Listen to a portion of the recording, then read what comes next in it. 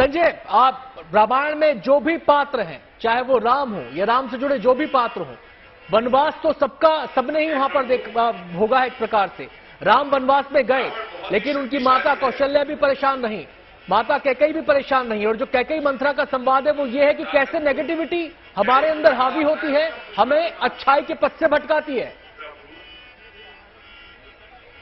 देखिए, जो सत्य के साथ रहा है, जब भी रहा है, जिस समय भी रहा है, वो परेशान तो रहा है।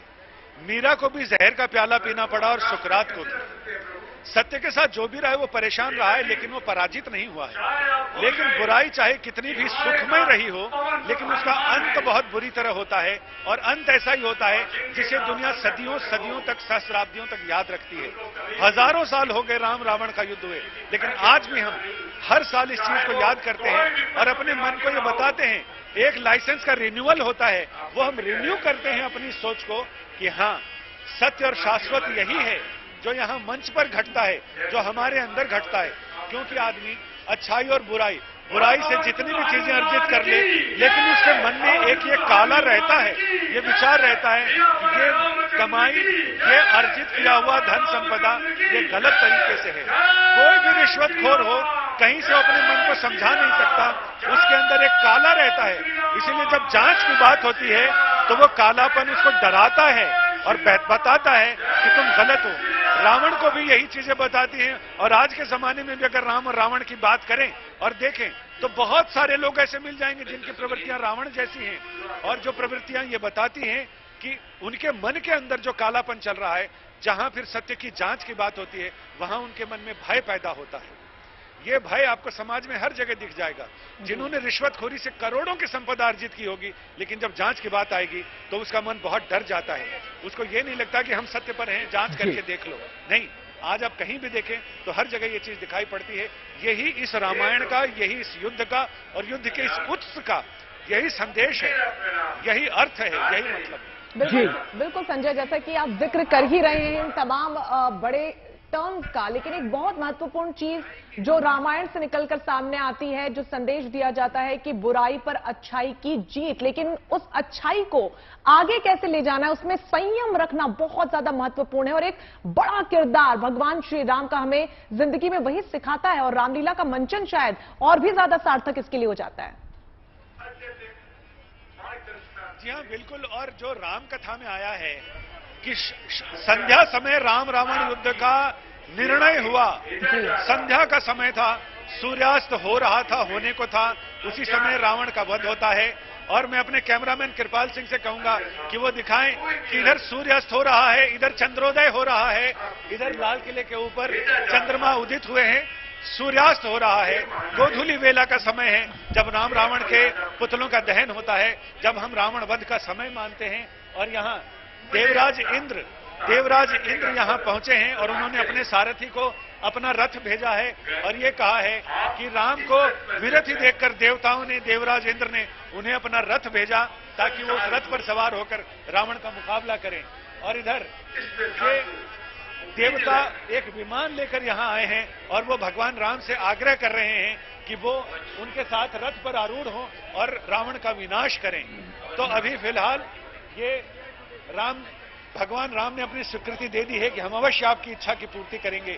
और वो अब धीरे धीरे रथ की ओर बढ़ेंगे। और एक विमान है जो ट्रेन से बनाया गया है, उधर सामने दिखाई पड़ रहा है।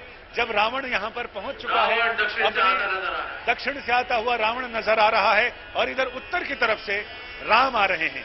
यानी उत्तर और दक्षिण का यहाँ ये ऊंचाई से राम और रावण का युद्ध होगा। और यहाँ रामलीला कमेटी प्रतीक्षा कर रही है अपने मुख्य अतिथियों की प्रतीक्षा तभी खत्म होगी जब राम और रावण का युद्ध अपने निर्णय पर आ जाएगा।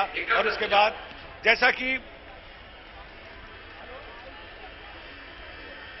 संजय, आप ये जो संग्राम है, राम रावण का संग्राम जो है, अच्छाई बुराई का ये संग्राम है, अच्छाई बुराई का युद्ध है, ये कहीं ना कहीं हर मनुष्य के द्वंद्व को भी तो दिखा रहा है। जो द्वंद्व आपस में चलता रहता है, उस द्वंद्व का भी तो प्रतीक है, संकेत है इसमें।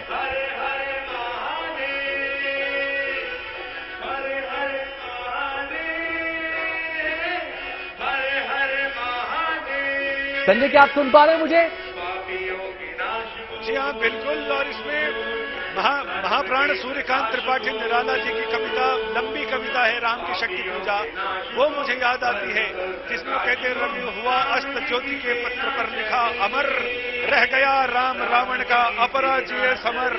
और यही अपराजय समर, लेकिन ये ऐसा समर है जिसका निर्णय होता है, और ऐसा निर्णय होता है कि सहस्राब्दियां याद करती हैं उस निर्णय को, जिसमें सत्य की विजय होती है।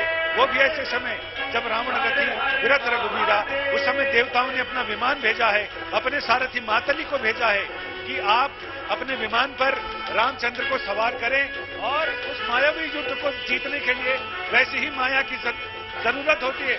सठे साठ्यम समाचरे, यानी 60 लोगों को, दुष्कर तरीके से ही साधा जा सकता है। इसलिए अब रामचंद्र जी लक्ष्मण के साथ सवार हुए हैं विमान पर, और इधर रावण का विमान दिखाई पड़ रहा है। आमने सामने का युद्ध है, यानी आमने सामने का युद्ध हो रहा है। और इसमें मेरे सहयोगी यहां पहुंच गए हैं युद्ध की बारीकियां बताने के लिए।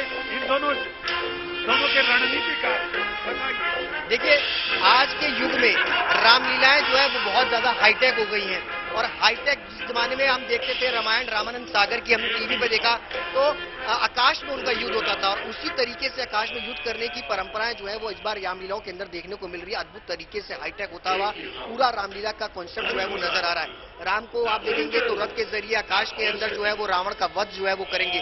ये क्रियाएं जो इस बार रामलीलाओं के अंदर जो है वो देखने को मिलेगी। बहुत ही अद्भुत नजारा जो है वो देखने को मिल रहा है। अक्सर हम रामलीलाएं जो देखते थे वो मंच के जरिए देखते थे, युद्ध देखते थे, लेकिन इस बार युद्ध जो है वो खास तौर पर हवा आकाश के अंदर जो है वो देखने को मिल रहा है, और बहुत ही अद्भुत है।